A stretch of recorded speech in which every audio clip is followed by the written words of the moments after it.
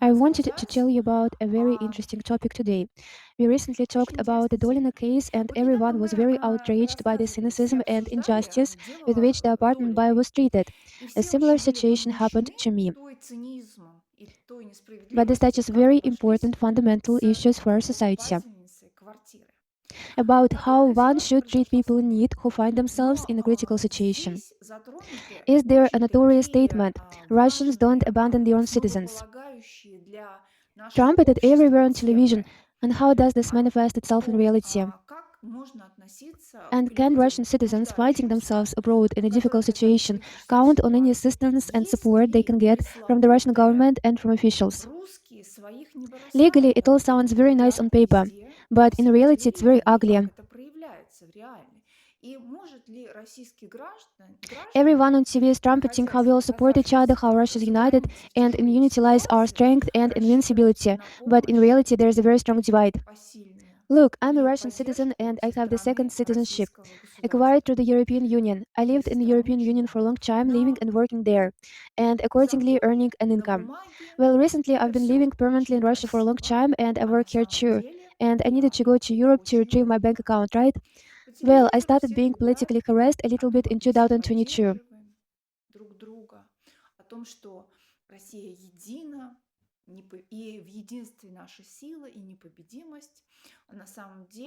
When sanctions were imposed, and as you know, one of the provisions of the sanctions prohibits Russian citizens or individuals residing in the Russian Federation from having bank accounts, bank deposits of a certain amount.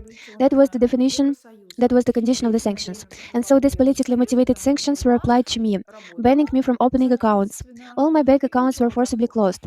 Well, as you understand, when accounts are closed, you automatically lose your job, you become homeless, right? And since I have no property, I don't have an apartment, I have no relatives, the accounts are closed, so naturally I lose my job. I was homeless. And I'm left with all my belongings in a hotel, and I had a bank account and a safe deposit box linked to that account. They were linked to the safe deposit box, so they're closing it. All my property is being forcibly returned to me, everything. And they say, adios amigos. I'm staying in a hotel with this property, I don't have internet, the borders are closed, planes aren't flying, Russian bank cards aren't working. I just have some cash, so I run to the embassy. At the embassy, they tell me, well, we have a voluntary settlement program, but you don't qualify for it.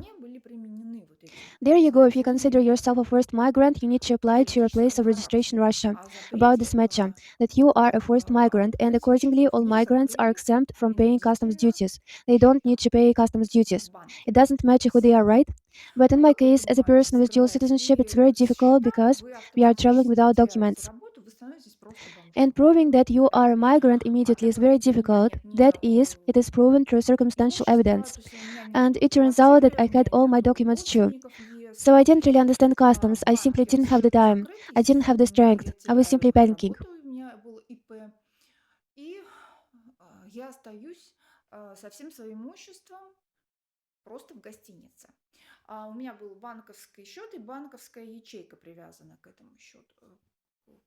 But since I had panic attacks and hysterical neurosis for a long time, I have a dissociative conversion state. How does it manifest? Dissociation is the denial of reality. That is, in a stressful situation, I begin to deny reality. It seems to me that everything is unreal. I don't understand what is real and what is unreal. I go into dissociation. I think many on my channel know what it is and how dangerous it is. And the more stressful, the stronger and deeper the dissociation is. That is, it is a denial of reality. The more I stop understanding what is real and what is unreal, I begin to experience the psychosomatic manifestations. I mean, I don't get it. Is this an internal pain for me? Or is it something physically painful? There is this unsteadiness in my gait, like you're walking on the deck of a ship, right? Or like someone is pushing you. You have problems with your vision, right? Well, for me, basically, this is how it was for me. It all started with insomnia. Serious insomnia, I mean, I either sleep a lot or I don't sleep at all. Well, I started to get agitated. I stopped sleeping. I stopped doing all this other stuff. And in the state, I find myself alone in a hotel. I'm scared. And here you need to understand the context of all this fear of mine. The thing is, I'm a blogger and I don't understand what this was, why they were persecuting me, despite the fact that I'm supposedly a citizen of the European Union. They shouldn't close my accounts. Why is this happening to me? I wonder if this is happening to me or not. I have no one to consult with. There's no internet, I don't understand. I attribute this to my blogging activities because I had problems with YouTube. It accused me of promoting drugs. When I accused some politicians of sniffing napkins. You know who was sniffing these napkins? Well, I was accused of promoting drugs. It's unclear why. The second question was that, well, for a relatively long time ago, I dated a young employee of the Russian embassy. Then he, after we broke up, he became the head of this embassy. Not the embassy, well, it doesn't matter. He was a high-ranking official. He ended his career as a high-ranking official, and he was accused of espionage. And not only was he expelled, but he was also declared a persona non grata, and accordingly, he was also beaten. Well, in a certain not so friendly country. As you know, on March 4th, 2022, the Russian government announced a list of unfriendly countries, which included the country which I'm a citizen of, by the way of dual citizenship. So I lived in an unfriendly country, and this happened to me in an unfriendly country. In an unfriendly country. I had perhaps justified, perhaps unfounded fears that I might be persecuted, right? That someone was behind this. Plus, I consult people, some of them are very famous people from all over the world, and so I had various thoughts. And the main thing was, I think that is the next step is losing my citizenship. I mean, I didn't flee to Russia anymore, and I thought I would never return. I had such serious. By the way, I wrote this to my friend on her phone that I was afraid they would take away my citizenship. And I don't trust banks anymore because, really, guys, European banks, as it turns out, you cannot trust them. Back in the days when there were Swiss banks, here where people kept their money for centuries, and this was even under the Nazis, no one gave anything out, but now they just close these accounts and give the money away to the government for political reasons, roughly speaking, and do whatever you want. Well, I more or less sorted things out with my money, but I cannot transfer it to Russia, so right. As for the property, I transferred it in cash and deposited it in a Sberbank account in a city closest to the border. But with the property I kept in a safe deposit box, things turned out to be much more complicated. It's impossible to sell it because you cannot sell it for cash. You need to have a bank account, but the bank account is closed, and a Russian bank account therefore is not suitable for them. This whole mess. Well, I thought, oh my god, no problem. They just announced here the Russians don't abandon their own citizens. And they sort of declared that sanctions are illegal actions. And with its order of March 1st, 2022, the government confirmed that sanctions are illegal actions from their point of view, right? And so, no matter how seriously I take Russian customs authorities, it's like, well, yes, these are sanctions. Well, everybody understands. That's the thing. Who cares about people who flee from the sanctions? I am a displaced person carrying some belongings, and I'm subject to the sanctions. I looked a little into the transportation regulations. Absolutely, I had absolutely no time because I had no internet and I was in shock. I needed to run fast urgently because I felt like I didn't know what to do. Today it's one day, tomorrow it could change, and the customs authorities. I arrived at Russian customs. The customs authorities said, well, it turns out you have to pay something, some customs duties. I said, wait, why do all the displaced people, refugees, who have become victims of political persecution have to pay customs duties? They're not participants in foreign economic activity. They said, yes, they're not. But in order to prove that you are a refugee or a forced migrant, you need a certificate, and you need to obtain the certificate in advance. So look at how they think. You have to leave your property somewhere, come to Russia at your registered address, sit there for many, many months, wait, and then get the status of forced migrant.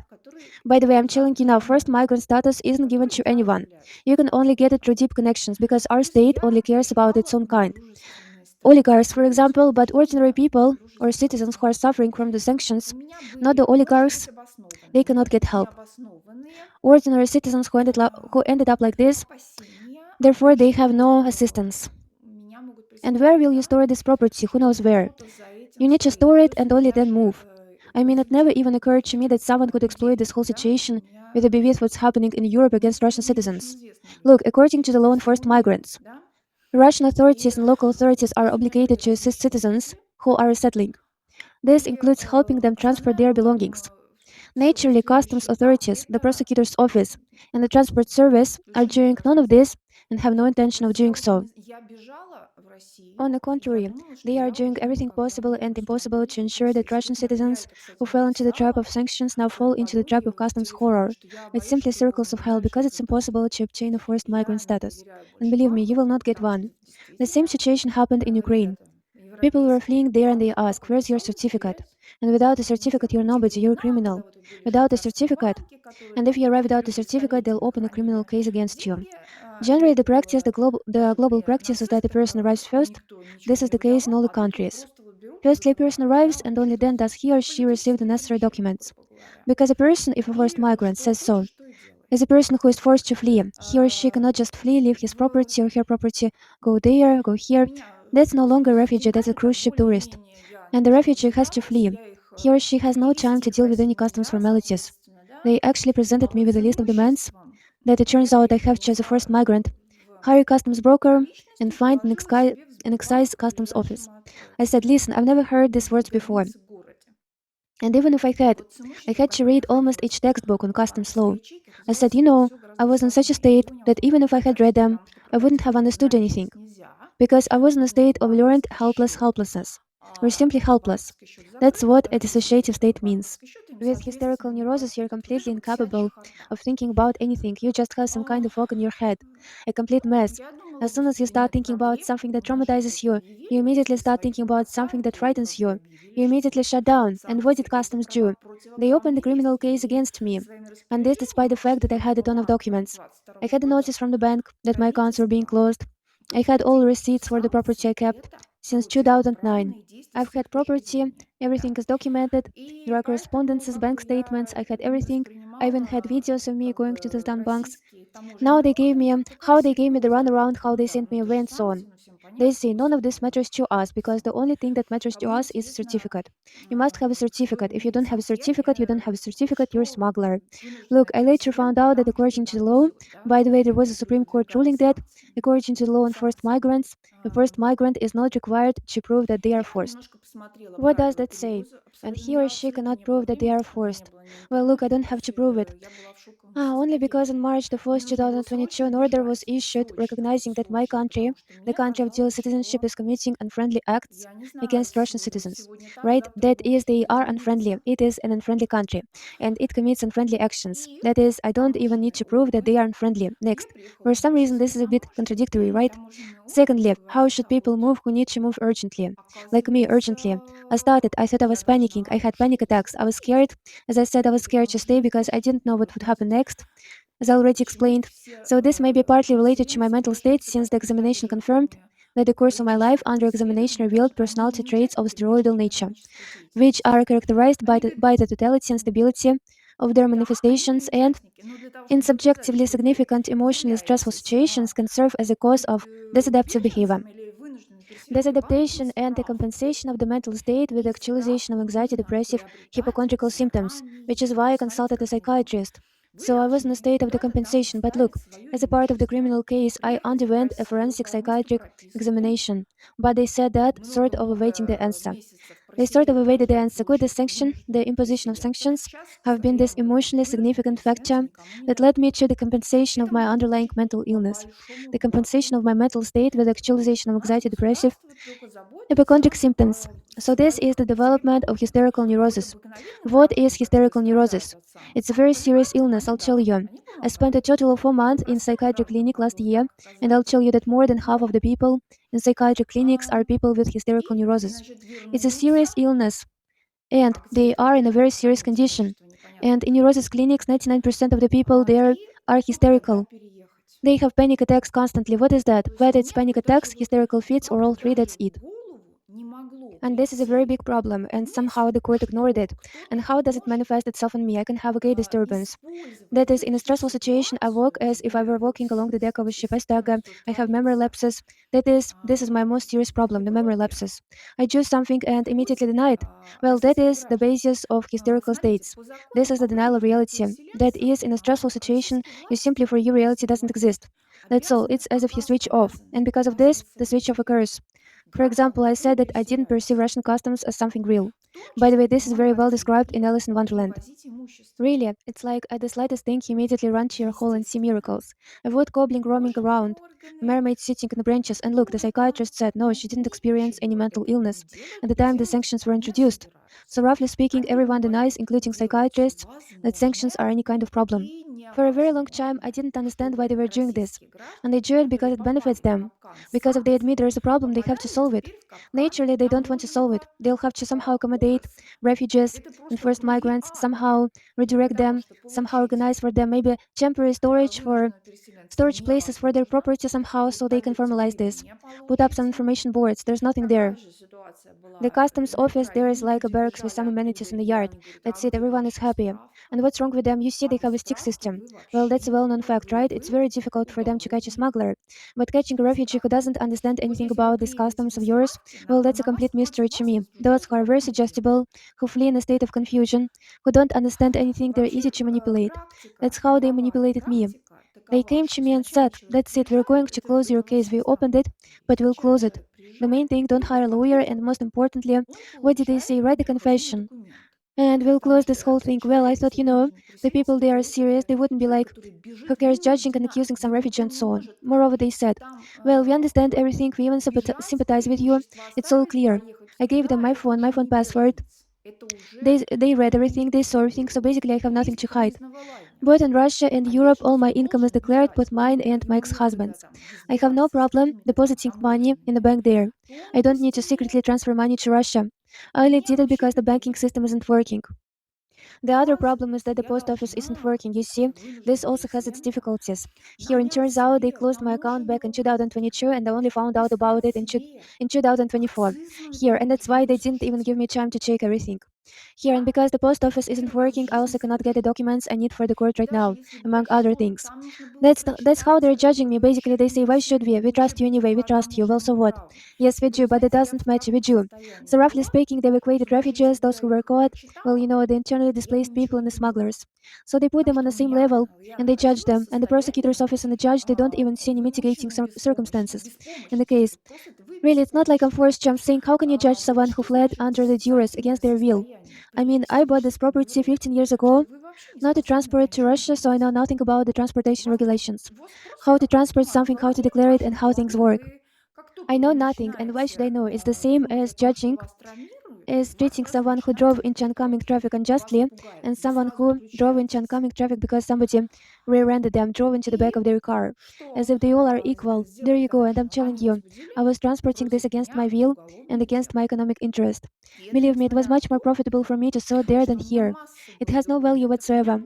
My property has no commercial value whatsoever to be resold there or anything like that. No, it has no value, basically, that's how it is.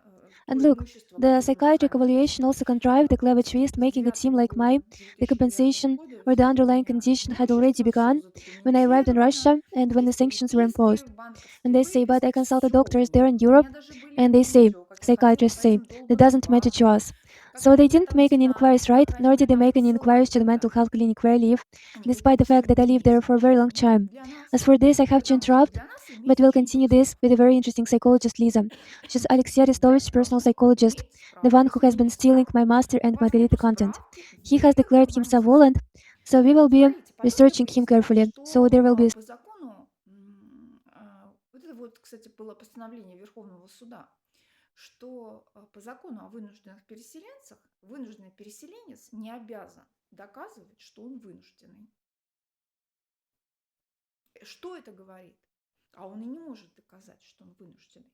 Ну, смотрите, мне не нужно доказывать хотя бы только потому, что в 2022 году, 4 марта, было выпущено распоряжение, которое признало, что моя страна, страна второго гражданства совершает недружественные действия в отношении граждан России, да, то есть они недружественны, это недружественная страна. И оно совершает недружественные действия. То есть мне даже не надо доказывать, что они недружественные. Далее, вот почему-то вот как-то вот это очень немножко противоречит. Да? Второе. Как переезжать людям, которым нужно переехать экстренно? Вот как у меня экстренно. У меня начался мне казалось, что у меня у меня были панические состояния, мне было страшно, как я говорила, мне было страшно оставаться, потому что я не знала, что за этим следует, как я уже объяснила. Так вот, частично это может быть связано с моим психическим состоянием, так как вот экспертиза подтвердила, что подэкспертная в течение жизни выявляла личностные особенности стероидного круга, которые отличаются тотальностью и стабильностью своих проявлений и при субъективно значимой эмоционально-стрессовой ситуации могут служить причиной социальной дезадаптации и декомпенсации психического состояния, сексуализации тревожно-депрессивной и ипохондрической симптоматики, в связи с чем она обращалась к психиатру. То есть я находилась в состоянии декомпенсации. Но, смотрите, в рамках уголовного дела я проходила судебную психиатрическую экспертизу. Но они сказали, что как бы ушли от ответа. Могла ли бы вот эта санкция, введение санкций, быть вот этим эмоционально значимым фактором, которые привели меня к декомпенсации моего основного заболевания,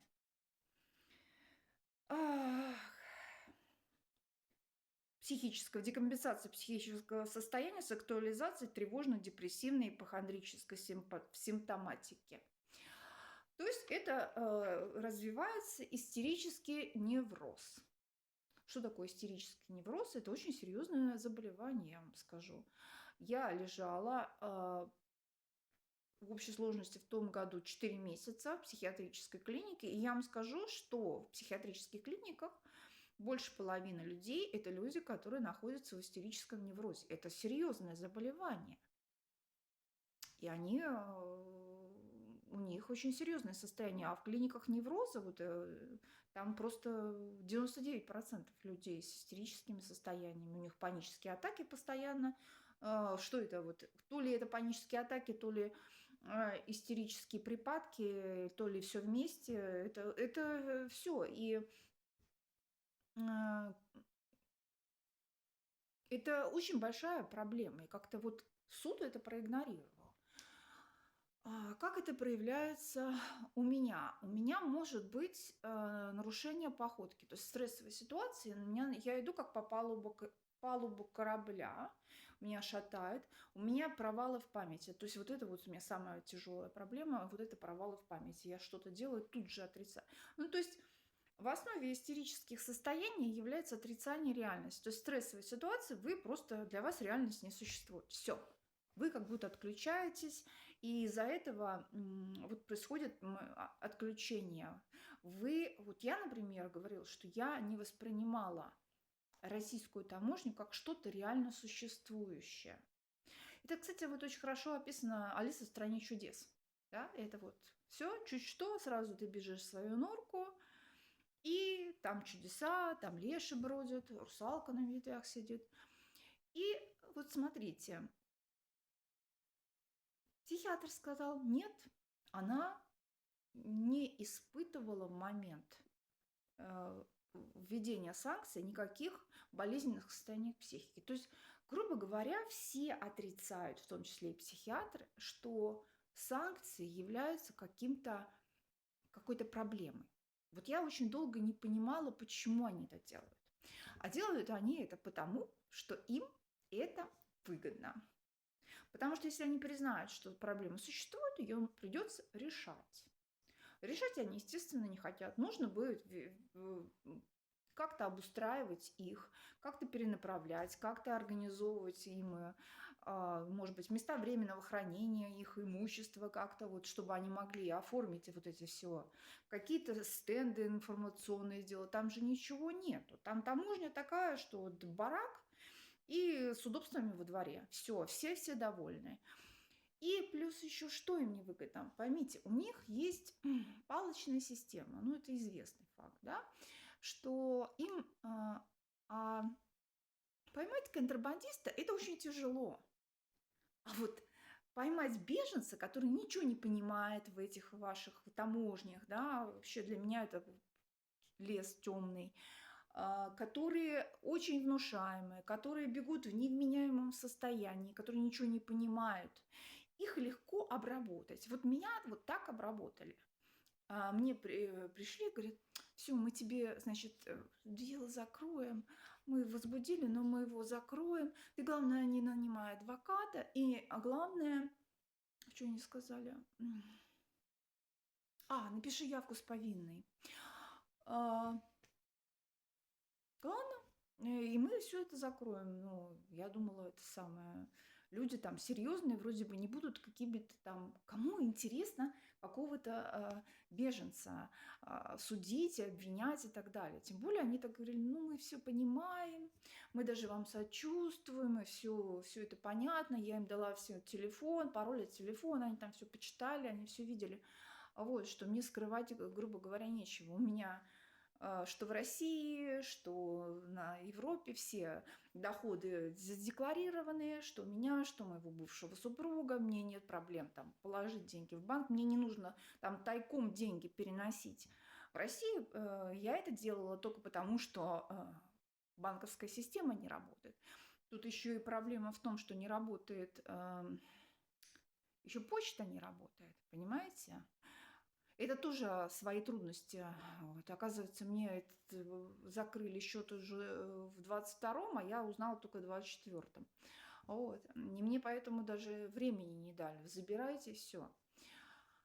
Вот. И из-за того, что не работает почта, я тоже не могу получить сейчас требуемые для суда и документы, в том числе. Меня так судят. В общем, они говорят, а зачем нам? Мы и так вам верим. Мы вам верим. Ну, а что, да, верим. Но это не имеет значения.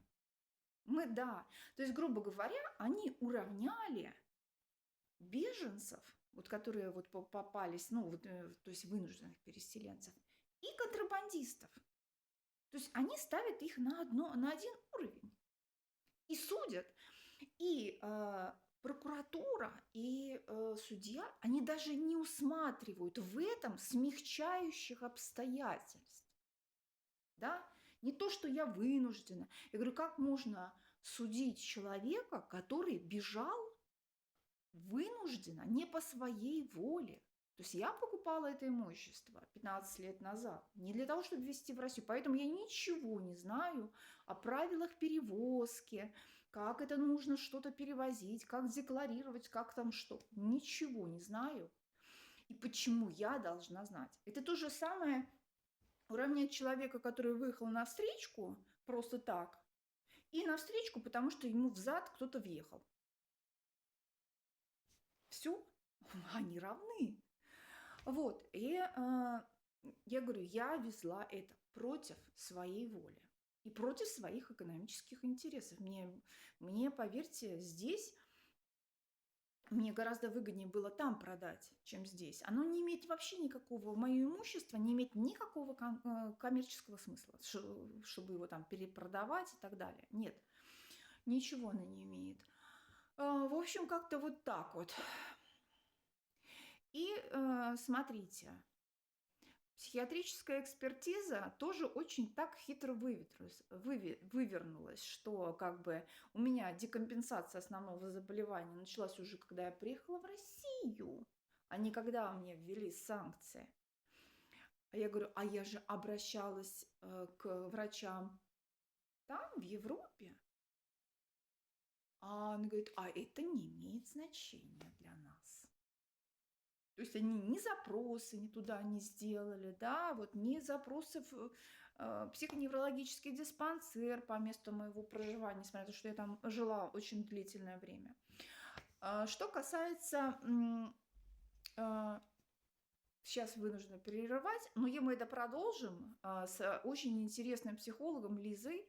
Она психолог личный Алексея Арестовича, это который у меня тырит контент по мастеру и Маргарита. Он у нас объявил нас Воландом, поэтому мы будем его очень хорошо исследовать. Так что будет продолжение.